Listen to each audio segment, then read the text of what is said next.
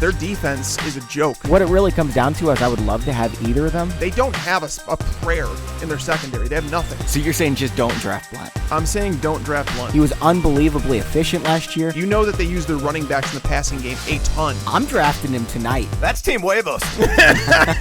Huevos gigantes. Welcome into the Fantasy Pros Football Podcast. My name's Kyle Yates, and I am your host. I'm joined, as always, by Mike Tagliere. You can find us on Twitter at KyleYNFL and at Mike Tagliere NFL. Tags, how's it going? Oh, it's good, man. It's one of those days where I can't wait to get in the gym. It's one of the now that the NFL offseason's here, I could actually hit up the gym. I've been trying to go 5 days a week, trying to cut off that weight that you gain in season. So it's good, man. I mean, like the mental state is getting better by the day. Good. Well, yeah, you're at that point where you actually want to go to the gym, and it hasn't fallen off. So lean into that and make sure you're going.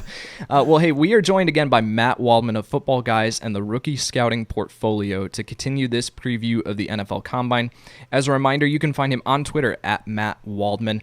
Last episode, we covered running backs and quarterbacks. So if you missed that episode, make sure that you jump back and listen because there was a lot of great content in there. Matt, you ready to keep this conversation going with wide receivers and tight ends today? Hey, always. All right, awesome. Well, hey, let's start off today's conversation with wide receivers and digging into some of these prospects that we should be watching. So before we do, though, I'm going to kick this over to Tags. Tags, what are some of the drills and workout measurables? We talked about some for the running back position in last episode, but what are some of the drills or workout measurables that we should be monitoring when it comes to wide receivers? My absolute favorite is the gauntlet. Watching players go through that seamlessly, doing it confidently, staying along their lines. If anything, maybe coming back towards the ball a little bit because it shows that you're the willingness to help out a quarterback. I know they want them to stay on the straight line, but knowing that all those scouts are watching you, knowing that you're competing amongst your peers, knowing that these balls are being thrown nonstop, and it's like your hand-eye coordination's got to be there, your balance has got to be there. Everything is just there. I enjoy watching those goals. The ones along the sideline and things like that, they know exactly what they're doing. So the gauntlet is definitely the one that I look forward to with the wide receivers the most. Yeah, absolutely.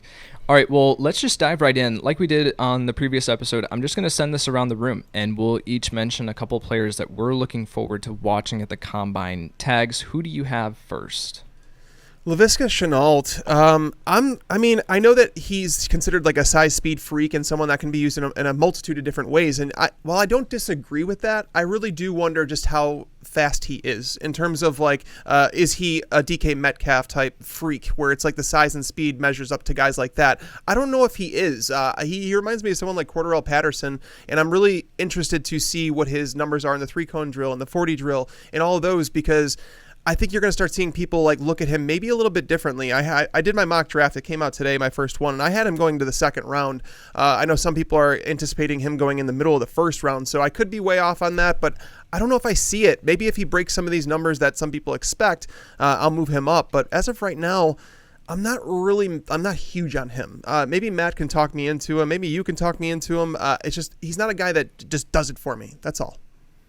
Well, I can understand how someone looks at, Shenault and sees him as a Cordarrelle Patterson type because of all the different ways that he was used. And the fear with Cordarrelle Patterson was really that he was what you call a rep player, a practice rep player, meaning that you need to rep the game plan with him heavily for him to retain it on game day. And that's why when Bill Belichick said during the offseason that they had Patterson, we're going to make him the player that he was always meant to be. That was quite a bit of hubris from a great coach who found out pretty quickly that a guy who basically just doesn't have the ability to retain information well enough to be able to play. But he's a terrific physical specimen. Yeah. Shenault, I think, isn't that kind of player. And I think he's more of a, even if he's a slower, I think he can be more of a Des Bryant type of player in Bryant's prime, and I think he's more versatile than that. He actually runs some pretty darn good routes. He doesn't have a very good quarterback in Steven Montez in terms of a pro caliber option, but so he's hit or miss when you watch from a production standpoint. But he can get downfield. He's physical. He runs good routes. It's not going to be the full route tree, but as you saw with DK Metcalf, you don't need to run the full route tree. You just need to be good at specific routes. And Shenault is good at specific routes.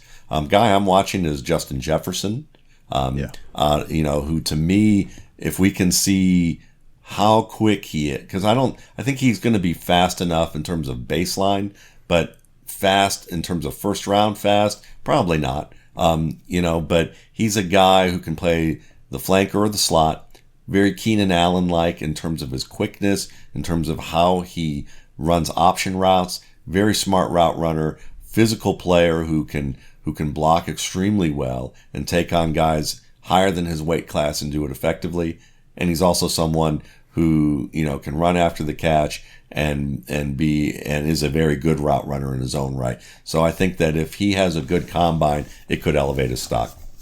Justin Jefferson's separation, his ability to separate is phenomenal. I loved his tape. And do you think, Matt, if Jerry Jeudy or Henry Ruggs or even CeeDee Lamb weren't in this class, would we be talking about Justin Jefferson as a wide receiver 1 with his production that he put up this season? We would. We'd be talking about him in the way that we looked at guys like Keenan Allen or DeAndre Hopkins or Michael Thomas in terms of some of the ways that he would be used. But speed always seems to be a trump card there. And it's going to be interesting because Justin Jefferson could end up having a better career in terms of production than any of the guys that you just mentioned, even though all those guys are excellent prospects in their own right. And I think we'd all anticipate them to be productive players. Yeah. Would you guys like to? I'm a Jefferson fan too. Like there's small subtleties in his routes that defenders, they're just stuck in their shoes. They can't do anything. I do like him an awful lot. Do you guys wonder if he should put on some weight? The measurements I have is 6'3" and 192. Would you guys like to see him add some weight? Because he's obviously fast enough. He can get over the top. That's not an issue. But would you guys like to see him add some weight to that frame? I think that if it's something that he can do to be able to withstand the physicality of the league, then yes, that would be great. And there are certain cases where you can add weight. We talked about Ray Rice in the last episode. Ray Rice was a case of being a guy who actually gained explosion because he gained muscle in the core areas of his body where he became a more explosive player by adding weight. Justin Jefferson, if his body type is suitable for that, it might be benefit. Yeah, I think with Jefferson, his ability to separate at the line of scrimmage too kind of separates himself. He's not going to be someone who needs to break through contact at the line to be able to get downfield. His ability to separate in other ways, by being a good route runner, by being a good, having good release off the line of scrimmage. Well, and we're seeing the NFL trend more towards like Hollywood Brown. It was a first-round pick last year, right? Like they're different players, of course. I'm not comparing Justin Jefferson to Hollywood Brown, but I'm saying that the prototype of needing to be a 6'3", 210 pound, a 215 pound wide receiver. I think those days are starting to disappear. And so with Justin Jefferson, I don't have that concern of him putting on weight. Of course, it could be beneficial if he can maintain that explosiveness and top end speed. But I think he wins in other ways that are going to allow him to win in different ways at the NFL. Yeah, that was my only question, was just because if he's going to play slot in the NFL, because he did play slot an awful lot for LSU, if he's going to do that, he's going to probably take some bigger hits from the safeties and linebackers. I don't have any issue with the separation. I don't think that's going to leave him if he puts on a little bit of weight, but it's more about, I think, trying to fit him into what offense and what an offense wants, and him being a little bit more versatile. If he is more versatile, obviously it opens the door to more teams willing to select him if they need someone that they want to play in the slot more than 20% of the time or something like that. So, but I think we're all on the same page here, is that Justin Jefferson is a guy that we all like. Yeah, for me, and you mentioned playing in the slot. For me, it's a good transition and segue to my guy. That's KJ Hamler out of Penn State. KJ Hamler is 5'9", 165 is his listed weight. So that's light.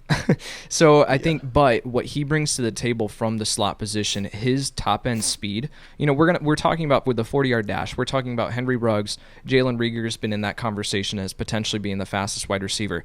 I don't think we should count out KJ Hamler in that conversation. His top end speed is insane. And so for him, I'm really interested to see how a offensive coordinator is going to use him at the next level, because he played primarily in the slot and his ability to run deep fades out of the slot is outstanding. So I'm curious, is he going to be able to move outside and be utilized kind of like a Hollywood Brown? And how is he going to be used at the next level? But I think when we're talking about the combine specifically, KJ Hamler should put on a show. Yeah, Matt, I'm curious your take on him. He should put on a show athletically, but is he someone that you're worried about falling? He kind of has to fall into that right offense? I think he does to be fantasy producer for sure. He's a terrific return specialist. I wouldn't be surprised if he weighs in at around 175, 176, somewhere around that range, as opposed to 165. But we'll see. He's very good actually being able to make plays in the middle of the field, and he can take some contact. But the difference between college contact and NFL contact can be substantial. So it's one of those situations where, can he get off press? And are defenders going to want to press him? And I don't think teams are going to put him outside. I think they're going to use him more in a role as that third or fourth receiver where he can stretch the field and get that one-on-one against a nickel or a safety in that regard. So I like him a lot. I was just watching him actually last night for extended periods of time. But I think that he's a guy that, the Hollywood Brown look is interesting, and I have him comped similarly as Brown, but we have to remember that the Baltimore Ravens have a different offense than any other team in the NFL. Yeah. So is there going to be a team that's going to look at him that way?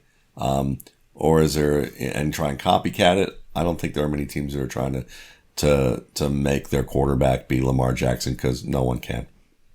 Yeah, completely. Tags, who do you have up next? One of the guys I'm going to be watching is Colin Johnson. He's someone that I think everybody expected to come out last year, and then little Jordan Humphrey comes out, and everybody's like, wait, what? Like, that's the guy that should have been back to school, and Colin Johnson was supposed to come out. I think going back, I don't think it helped him at all. 6'6", 220, people are going to love the size, but the question is like, how are his metrics going to look? How are his measurables going to be?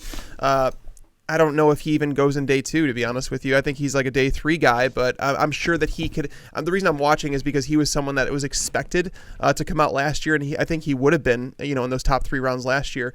But it's almost like, can he catch the eye of these scouts at the combine? So he's someone that had the name brand and kind of lost it. So I'm interested in watching him and seeing what he does in the combine. Yeah, that's an interesting guy. I mean, certainly physical. I think he has good footwork. I think he's someone that can make the first man miss because of how precise he can be, and he has, really good range and arm span. But I agree that probably the draft stock was much higher on him heading into last year than it is now, dude. Yeah. And he's not a speedster. A guy that kind of fits my desire to kind of watch and see what happens here is a guy who's been climbing this draft season, and that's Florida's Van Jefferson. Yes. He's an excellent technician. He runs terrific routes. His father was Sean Jefferson, who played for the Patriots, Chargers, and Lions, and has been a NFL receiver coach for multiple teams.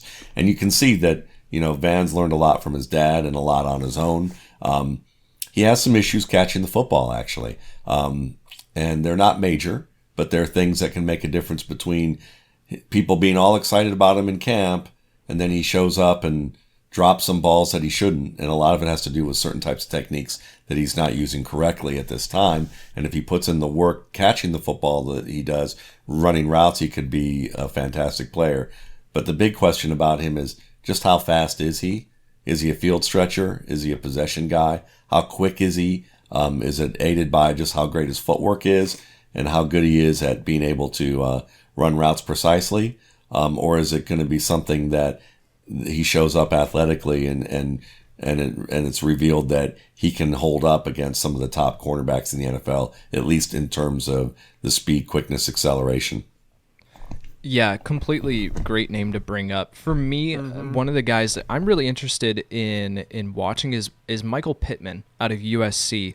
Pittman is 6'4", 225 pounds, as is listed. One, I'm interested to see what he comes in at as far as weight. But then also, this is a guy who I really, really like. His ability to high point the ball. He has great hands, contested catch ability, and he also does have some run after the catch ability. People have been talking about Michael Pittman in the same sort of comparison to Allen Robinson, and so that type of player. But I think he can bring you a little bit more after the catch than Allen Robinson. So I'm interested to see particularly what Pittman runs at and what he weighs in at because I think that's going to be super interesting for his draft stock. And can he be someone who climbs up and potentially gets his name into the second round? Matt, have you watched Pittman yet? Do you have any specific thoughts on him?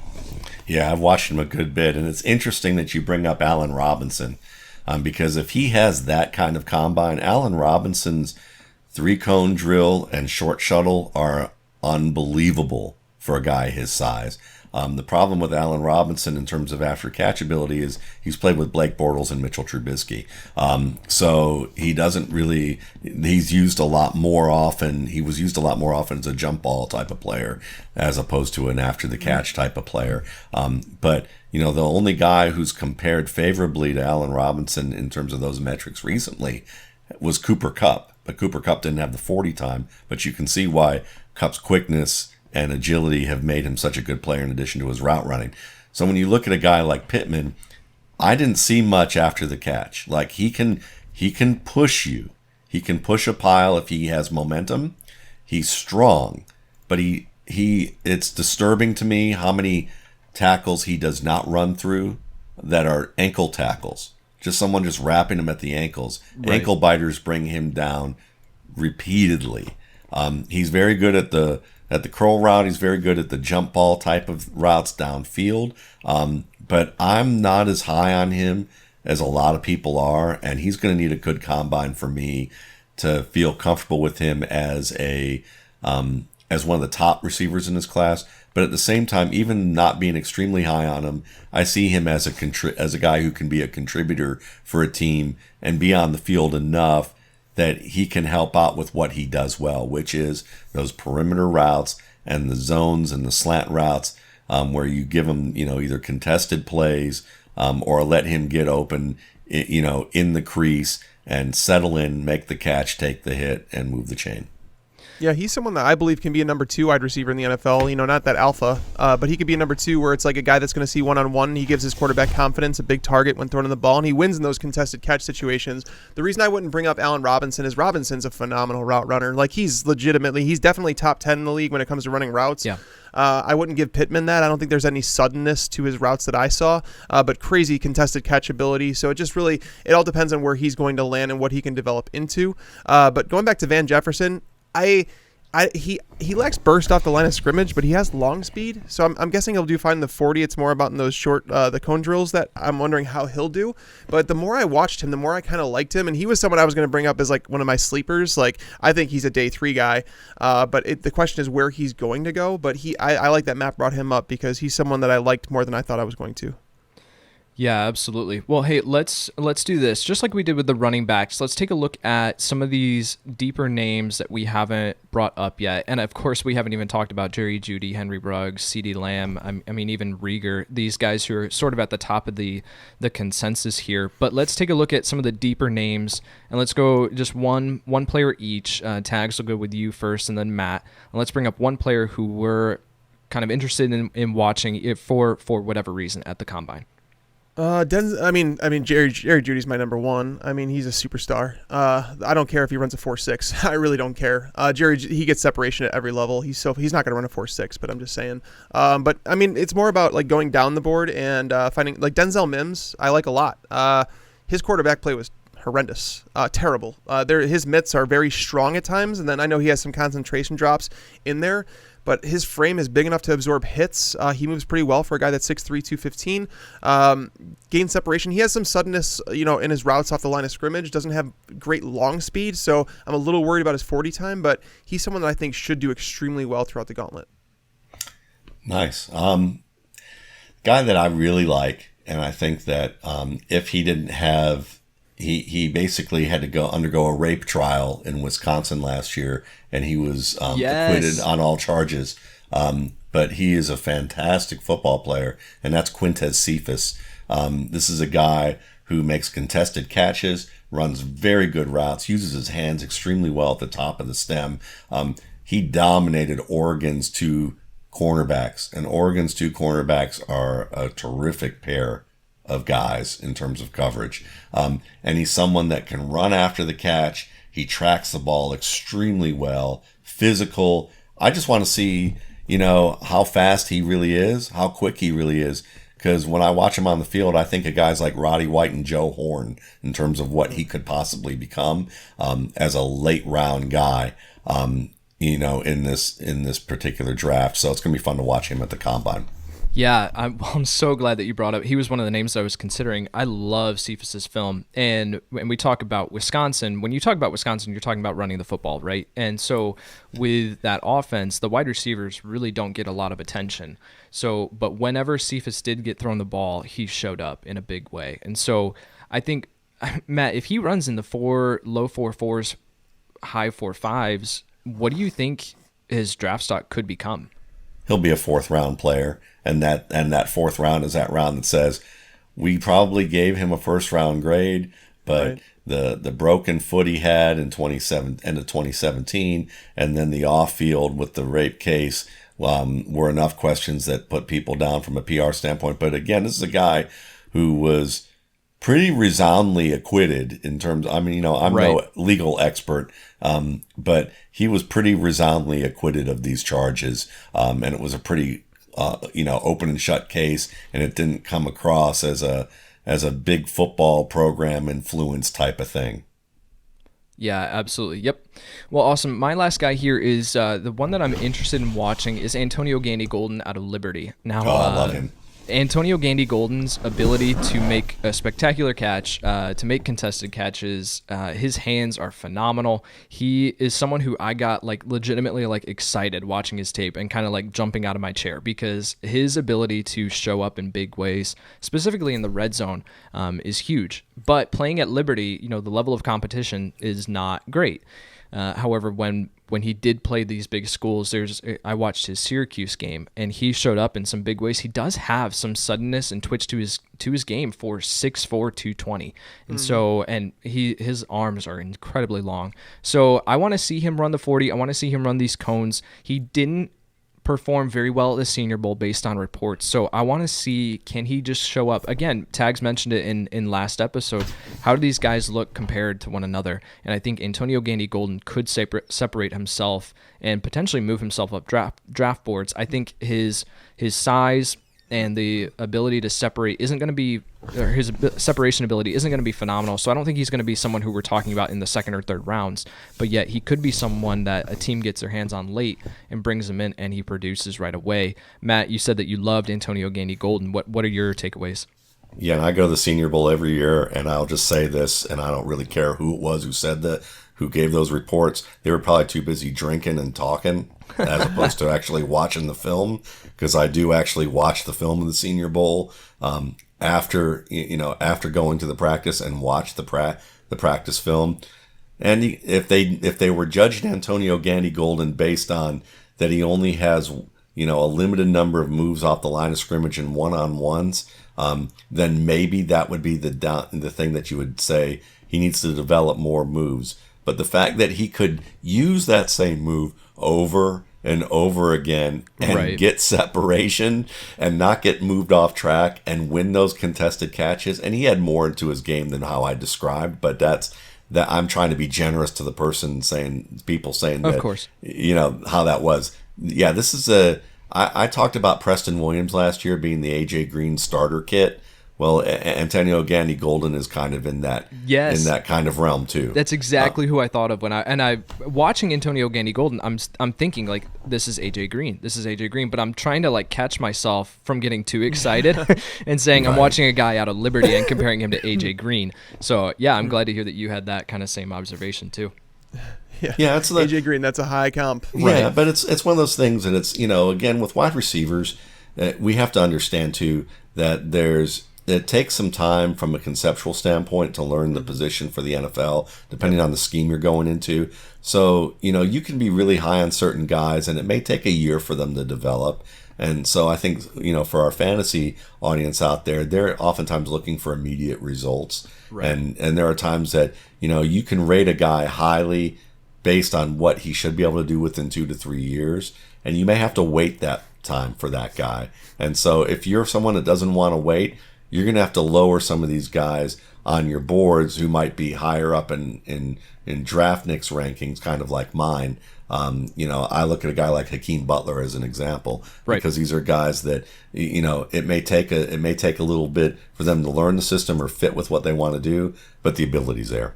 Yeah, for those dynasty players out there, I love that you just brought up Hakeem Butler. He was actually someone, you guys are talking about it with Gandy Golden, but Hakeem Butler last year was someone that reminded me a little bit of AJ Green. Had some of that to his game, and I know there was a small sample size, and he's basically, I don't want to say free in dynasty leagues right now, but you can get him for essentially free for what he should, and potentially going to be that number one receiver because they're not using Christian Kirk kind of in that mold. Yeah, especially in that offense too, with them airing it out as much as they are. Awesome. Well, hey, let's put a bow on the wide receiver discussion. Let's move over to tight ends. This tight end class is not necessarily as deep as some previous years, but there are a few players that I do like in this class. So let's just do one around the room this time, and we can bring up some of these other names if need be. But so let's start off just like we've been doing. Tags. Who do you want to point out here at the tight end position? I mean, how slow is Cole Kmet? Because I'm not kidding. I watch him, and he looks like Jason Witten at 40 years old. I'm not kidding. And the thing is, it's weird because he gets open. I mean, Jason Witten was the same guy. Like, going through his career, I'd always watch Jason Witten play, and I'd be like mesmerized because I'm like, this guy's not a crazy athlete. He's just a very smart football player. And is that who Kmet is? Is that the guy who he is? But I do believe if he runs so slow, I think some teams are going to be like, wow. I mean, that's obviously not good in today's NFL because it limits the versatility in the way that you could use him in today's NFL, where you have the move tight ends, the guys that line up at wide receiver, like a Bryson Hopkins. But he's someone that I'm watching just because I think that there's measurables that could actually drop him down draft boards more than people think. Yeah, I don't even have Kmet as high as most people do, and I'm still, don't either. Yeah, I still have a lot to watch with him. With the tight end class, it's probably the one class, and I'm still waiting to dig in a little deeper. I've watched everyone, but need to dig in a little deeper. And currently, after the first couple of rounds of viewing, I would have to say that Kmet isn't really on my board as a really high end guy at this point. A guy who does intrigue me is Josiah DeGuara out of Cincinnati, who's 6'3", 240, plays with, former receiver, really tracks the ball well, has some concentration drops, but also has moments where you go, okay, this has moments of starter play. He can block pretty well for a guy who's a former quarterback. So what I really want to see is where he weighs in, also how he performs in some of these short area quickness drills. And then also how he runs the 40. I want to see how well he can stretch a seam. He's an intriguing player to me, probably more of a day 3 guy, but a guy that might have day 1 skills when it's all said and done with. Yeah, he's an intriguing name, and he's one who I haven't gotten to watch yet, but he is one that is definitely on my list, and I'm excited to dig into. For me, I'll go with my tight end 1, who some people do. I knew you were going to go here with him. I knew it. Some people are not super high on Thaddeus Moss out of LSU. I love Thaddeus Moss's tape, and for me, it's because of his hands, one, and his fluidity. For me, when scouting the tight end position, we talked about Cole Kmet, watching him, he's extremely stiff when I was watching him, and I want these guys who can get in and out of breaks easily, and who can, become open and then do something with it when they get the targets. And so Thaddeus Moss is someone who I don't think a lot of people are very high on, but he's someone who I really, really enjoyed watching, and who I think I'm just excited to see what he runs and what he weighs in at too, because I do think he can be used as kind of that prototypical tight end. We're not talking about him just as a move tight end or just as a blocking tight end. He can be used in either fashion because there are clips of him mauling people in the run game. So I'm excited for him, but I know Tags is not. So I'll turn this over and Tags, what are your thoughts on Thaddeus Moss? Well, I just watch him, and I'm like, he doesn't have the size that I want in a tight end. Obviously, 6'3", 225 is what he's listed at. He doesn't know how to run routes, but he doesn't. I wish he'd sell them more. I just don't know if the the effort was there all the time with him. He was surrounded by studs at LSU, and at some point you have to say, okay, which of these players are going to live up to the hype? Some of them are going to let down because they're not all going to be studs in the NFL. And when I see Moss, he's the one that jumps out to me as like, okay, he probably benefited a ton from the players that he was surrounded with, from the quarterback situation that he had. There was some inconsistent blocking for him in the second level when it came to the run game. He's not going to be faster than many linebackers, and he's not bigger than cornerbacks to get a mismatch on the perimeter. So, like, I like Jared Pinkney better than Thaddeus Moss. Bryson Hopkins is obviously I would say the best receiving tight end in this class. But Matt, let's have you break the tie here. Thaddeus Moss, what's your take? This is fun because, Jared Moss, actually, Thaddeus Moss is a guy that I haven't officially studied yet, but I've watched enough tape of him, and I've studied Jared Pinkney, and he's high on my board heading into this final round, but I watched Jared Pinkney at the Senior Bowl, and I was extremely disappointed with him. Oh. If you're asking him to get separation in a cushiony zone up the seam, he'll do that. But he's not going to get separation beyond 10 to 15 yards. I'm starting to think he's more Michael Roberts-like, the Detroit Lions guy, who than he is a top-end guy. I mean, there's a lot I like about him, but he's more Michael Roberts than he is the next Algie Crumpler. So he may help you in the run game, may help you in the short receiving game, but I'm not going. He looks like the Bears tight ends right now. Like O'Shaughnessy and not great. Yeah, kind of more fluid maybe, and a better blocker, but not someone you're going to go fantasy wild about.